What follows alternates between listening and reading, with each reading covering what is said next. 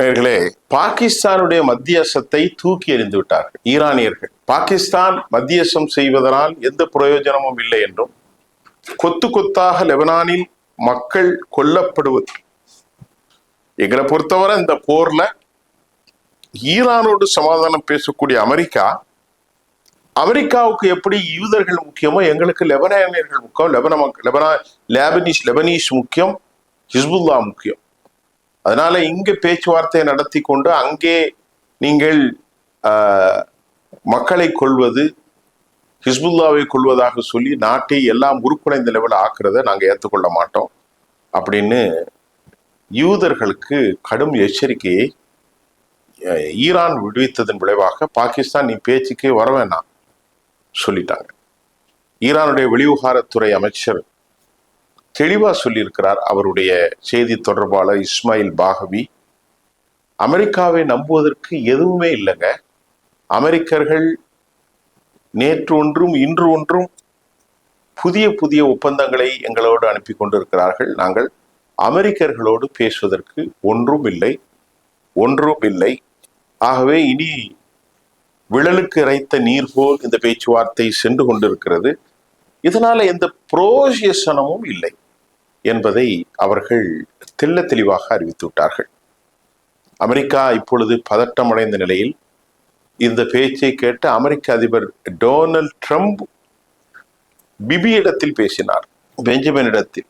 இப்பொழுது வந்த செய்தி, பெஞ்சமின் எனது சொல்லை கேட்டு போரை நிறுத்த சம்மதித்தார் என்று எக்ஸ் தளத்தில் பதிவு செய்திருக்கிற போது, அடுத்த செய்தி, பெஞ்சமின் நெத்தானியாகு தனது நாட்டினர், தனது படைகள் தொடர்ந்து லெபனானை தாக்கும் என்று உள்டாடித்து விட்டார். யூதர்களை எப்பொழுதும் நம்பக்கூடாது என்பதற்கு இந்த சம்பவம் தான் முக்கியம். அதே சமயம் ரொம்ப கடிந்து கொண்டாராம் டொனால்ட் ட்ரம்ப். உன்னை நான் தான் காப்பாற்றி வைத்திருக்கிறேன், உன் மீது வழக்குகள், ஊழல் குற்றச்சாட்டுகள் இருக்கிறது, நான் தான் காப்பாற்றி இருக்கிறேன் என்று சொல்லுகிற போது, அதே வழக்குகள் தங்கள் மீது பாயாமல் இருப்பதற்கும், அதே வழக்குகள் தன் மீது சிறை வைக்காமல் இருப்பதற்கும், இந்த போர் முடிவுக்கு வரும் வரைக்கும், அதாவது தனக்கு சாதகமான முடிவு வரும் வரைக்கும் தாங்கள் போரிடுவோம் என்ற ஒரு நிலைக்கு அவர் வந்திருக்கிறார், பெஞ்சமின் நெத்தானியாகு. இப்ப அதனாலதான் இந்த பேச்சு கொலாப்ஸ் ஆகிறதுக்காக அவர் லெபனானை தாக்கி கொண்டே இருக்கிறார், ஹிஸ்புல்லாவை தாக்கி கொண்டே இருக்கிறார். ஹிஸ்புல்லாவை தாக்கி கொண்டாலும் 46 வருடத்தில் நிகழாத ஒரு அற்புதத்தின் நடந்திருக்கிறது. லெபனானில் ஹிஸ்புல்லாவோடு பேச்சுவார்த்தைக்கு தயாராகி வருவதாகவும் ஒரு செய்தி. இஸ்ரேல் முதலாக லெபனானில் பேச்சுவார்த்தைக்கு தயாராகி வருவதாகவும், இது 46 கால வரலாற்றில் நடந்தது இல்லை என்றும் சொல்லப்படுகிறது. அதனுடைய உண்மை தன்மைகளை அடுத்த டீட்டெயிலாக சொல்ல போறேன். அப்ப பாகிஸ்தான் பேச்சுவார்த்தையிலிருந்து விளக்கப்பட்டிருப்பது அரபு நாடுகளை பெரும் கொதிநிலையிலே கொண்டு சென்றிருக்கிறது. அதற்கிடையில லெபனானுடைய போரில் 1226 பேர், பலர் கொல்லப்பட்டிருக்கிறார்கள், பலர் காயமுடைத்திருக்கிறார்கள். இந்த செய்தி இன்றைக்கு லெபனானில் பெரும் தாக்கத்தை ஏற்படுத்தி இருக்கிறது. அதே போன்று 300 பேர்கள் தனிப்பட்ட முறையிலே கொல்லப்பட்டிருக்கிறார்கள். கிட்டத்தட்ட 26க்கு மேற்பட்ட ஏவுகணைகளை ஏவி கடுமையான தாக்குதலை நடத்தி கொண்டிருக்கிறார்கள். லெபனான்ல மக்கள் கொல்லப்படுவது ஒரு பக்கம், அரசு அமைப்புகள் தாக்குதலுக்கு உள்ளாவது ஒரு பக்கம் இருந்த நிலையிலும், ஹிஸ்புல்லாஹ்வுடைய ரிதுவான் படைகள் கொடூரமான தாக்குதலை, கடுமையான தாக்குதலை, மரணத்தை சுவைத்தே ஆக வேண்டும் என்ற ஒரு நிலையில் அவர்கள் டேங்கர்களை, யூத வீரர்களை கொத்து கொத்தாக கொள்வதும், லெபனானில் மக்கள் கொல்லப்படுவதும் தொடர்கிறது. இப்போது இவர்கள் லித்தானியா ஆற்றங்கரைக்கு அப்பால் குன்றுகளை அடைந்திருப்பதாக ஒரு தகவல் வந்தாலும், ஹிஸ்புல்லாவினுடைய எதிர்த்தாக்குதல்களில் பெரும்பான்மையான சேதாரத்தை யூத இராணுவம் சந்தித்து வந்து கொண்டிருக்கிறது என்பதும் தற்போது நமக்கு கிடைத்திருக்கக்கூடிய ஒரு செய்தியாக இருக்கிறது. இந்த நிலையில் பாகிஸ்தான் இந்த போரிலிருந்து விலக்கப்பட்டு அவசர கதியில் இந்த சமாதானத்தை மேற்கொள்வதற்கான வடிவமைப்புகள் இருந்தாலும், ஹெர்மூஸ் வளைகுடாவில் 26 கப்பல்கள் சென்றதாகவும், சில பல அமெரிக்கா கப்பல்கள் உள்ளே வருவதற்கு மறுப்பு தெரிவித்த பல சந்தேகங்கள் தொடர்கிறது. இதற்கிடையில் உலகத் அளவிலே சர்வதேச செய்தி நாளேடுகள் என்ன சொல்கிறது என்றால், தற்போதைய பிரச்சனை ஹெர்மூஸ் வளைகுடாவை தாண்டி பாபல் மந்தப் பகுதி, ரெட்சி, அரபிக், அதாவது ரெட்சி என்று சொன்னால் செங்கடலிலே இவ்வளவு காலம் அமைதியாக இருந்தது. இப்ப செங்கடல் பகுதியில நல்லா கவனித்துக் கொள்ளுங்கள், செங்கடல் பகுதிகளும் இழுத்து கதவடைப்பு செய்யப்படுகிற ஒரு களச்சூழல் ஏற்பட்டார். சவுதி அரேபியா, யுனைடெட் அரபு எமிரேட்ஸ், கத்தர், குவைத், பஹ்ரைன் எல்லா நாடுகளும் ட்ரேடிங் பாதிக்கப்படும்.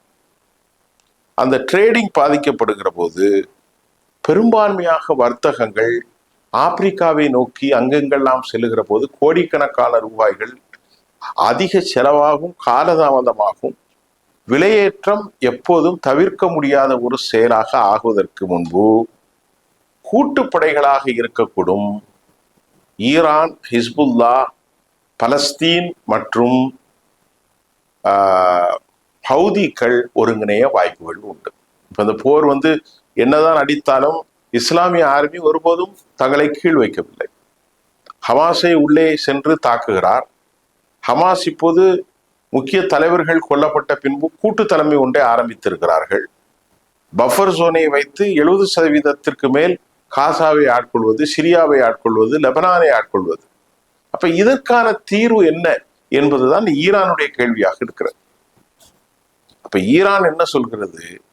பேச்சுவார்த்தை என்பது இதெல்லாம் உண்டு, ஹெர்மூஸ் உண்டு, அதே போன்று அணு ஆயுதங்கள் ஸ்டாக் பைல்ஸ் உண்டு, எமது பணத்தை விடுதலை செய்வது உண்டு, இழப்பீடு உண்டு.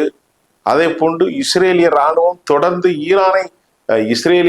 தொடர்ந்து லெபனானை தாக்கி கொண்டிருப்பதற்கும் இந்த போரின் பேச்சுவார்த்தை ஈடுபட்டால் ஒழிய நாங்கள் ஒருபோதும் இந்த பேச்சுவார்த்தையை ஏற்றுக்கொள்ளப் போவதில்லை. இப்ப ஈரான் வைத்திருக்கிற கண்டிஷன் என்னவென்றால், முதற்கண் லெபனானில் இருந்து யூத படைகள் வெளியேறிடணும். இப்ப அதுக்கப்புறம் தான் பேச்சுவார்த்தை. லெபனானில் இருந்து யூத படைகள், அதாவது இஸ்ரேலுடைய ஆயுதப்படைகள், இஸ்ரேலுடைய இராணுவம் வெளியேறும். அது வெளியேறாமல் அங்கே நமக்கு எந்தவித பேச்சுவார்த்தையும் கிடையாது என்பதையும் ஈரானுடைய சார்பில் சொல்லப்பட்டு விட்டது. இப்ப பெரிய தலைவலி உருவாயிடுச்சு. பாகிஸ்தான் என்ன செய்வது என்று திணறிக் கொண்டிருக்கிற நேரத்தில் இஸ்ரேல் லெபனானில் டேவிட் ஓவனுக்கு ஒரு செய்தி அனுப்பினார்கள். தஹியா பகுதிகளே நாங்கள் குண்டு போட போகிறோம், மக்கள் வெளியேற சொல்லுங்கள். 10 லட்சத்திற்கு மேற்பட்ட மக்களை லெபனானுடைய தென்பகுதியிலிருந்து ஃபோர்சபிள் evacuated. The people have been forcibly, ரொம்ப கடுமை காட்டி அவர்களை வெளியேற்றியிருக்கிறார்கள். வீடுகளை பல கிராமங்களில் வேண்டுமென்றே குண்டுகளை போட்டு அடைத்திருக்கிறார்கள். காரணத்தை கேட்டால் ஹிஸ்புல்லாவுடைய ஆயுத களஞ்சியங்கள் அங்குதான் இருக்கிறது என்று சொல்கிறார்கள். இப்படி ஒரு நடவடிக்கை அங்கே தொடர்ந்து கொண்டிருக்கிற போது பாகிஸ்தானுடைய பேச்சுவார்த்தைக்கு இடமில்லை. அமெரிக்கர்கள் கொடுத்து பழக்கப்பட்டவர்கள் அல்ல, வாங்கி பழக்கப்பட்டவர்கள். ஆகவே அமெரிக்கர்கள் நாங்கள் நம்ப போவதில்லை என்று இஸ்மாயில் பாகவி தெளிவுபடுத்தி இருக்கிறார். இது ரொம்ப முக்கியமான செய்தி. இதற்குள்ள IRGC முழுமையாக தங்களது படை நடவடிக்கைகளையும் கடும் போக்குவாதத்தையும் ஈரானில் அவர்கள் எடுத்து விட்டதாகவும், மசூத் பெசஸ்கியான் போன்ற தலைவர்களுக்கும் சமீப காலங்களில் IRGCக்கும் சில மோதல்கள் வந்திருப்பதாகவும் ஈரான் இன்டர்நேஷனல் நியூஸ் தெரிவிக்கிறது. ஆனால் அது மறுக்கப்பட்டும் இருக்கிறது. ஆகவே முஜ்தபா கமேனியுடைய வழிகாட்டுதலின் அடிப்படையில் தான் IRGC செயல்படுகிறது. முஜ்தபா கமேனியை நெருங்க முடியாத அளவிற்கு அவர் வேறு ஒரு வளையத்திலே தங்கி கொண்டிருக்கிறார். இப்படி ஒரு சூழல் இன்றைக்கு ஈரானுக்கும் அமெரிக்காவுக்கும் இடையே நிலை பெற்றிருப்பதும் நாம் இந்த செய்தியிலே பார்க்கக்கூடியதாக இருக்கிறது. ஆகவே பாகிஸ்தான் இந்த பேச்சுவார்த்தையிலிருந்து விலகினால் மீண்டும் ஒரு விலைவாசி உயர்வு, மீண்டும் ஒரு குரூட் ஆயில் பிரச்சனை உலகம் முழுவதும் இப்பொழுது எஸ்கலேட் ஆக போகிறது.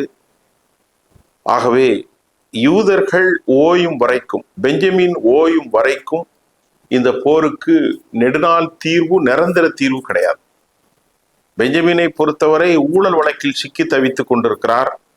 உலகின் மிகப்பெரிய கிரிமினல்களாகவும் அவனுடைய பெயர் கெட்டிருக்கிறது. ஆகவேதான் அமெரிக்காவின் சார்பிலே சொன்னார்கள், நாட்கள் ஆக ஆக உங்களின் பெயர் கெட்டு போயிருக்கிறது பிபி என்று சொன்னார். இப்பொழுது பிரான்சும் இங்கிலாந்தும் அமெரிக்காவின் ஹெர்மூஸ் நிலைப்பாட்டிற்கு பக்கபலமாக இருப்பதாக அறிவித்திருக்கிறார்கள். அதாவது ஒரு வார்த்தை மட்டும்தான், ஒன்றும் ஆயுதங்களையோ கப்பல்களையோ அவர்கள் அனுப்பவில்லை. அமெரிக்கா எடுக்கும் நடவடிக்கைகளுக்கு நாங்கள் ஆதரவளிப்போம் என்று சொல்லியிருப்பது காரணம், இவர்கள் எந்த இழப்பும் இல்லாமல் அமெரிக்கா சிக்கப்பட்டு கொண்டு அவர்கள் முடிவெடுத்த பிறகு நாம் பார்த்து கொள்ளலாம் என்பதுதான். ஏன்னா ஈரானுடைய ஆதரவை அவர்கள் ஒருபோதும் ஏற்றுக்கொள்ள மாட்டார்கள். ஆக இப்படி ஒரு களச்சூழல் இன்றைக்கு மிகுந்த பரபரப்பை மத்திய கிழக்கில் ஏற்படுத்தியிருக்கிறது. எந்த நேரம் பாபல் மந்தப் மூடப்படும் என்பது யாருக்கும் தெரியாது. அப்படி மூடப்பட்டால் சவுதி அரேபியா பெரும் நாச உருகுலைக்கு ஆகிவிடும். ஆக இப்படி பல செய்திகள் இன்றைக்கு வந்திருக்கிறது. மீண்டும் நாளை புதிய செய்திகளோடு சந்திப்போம். நன்றி.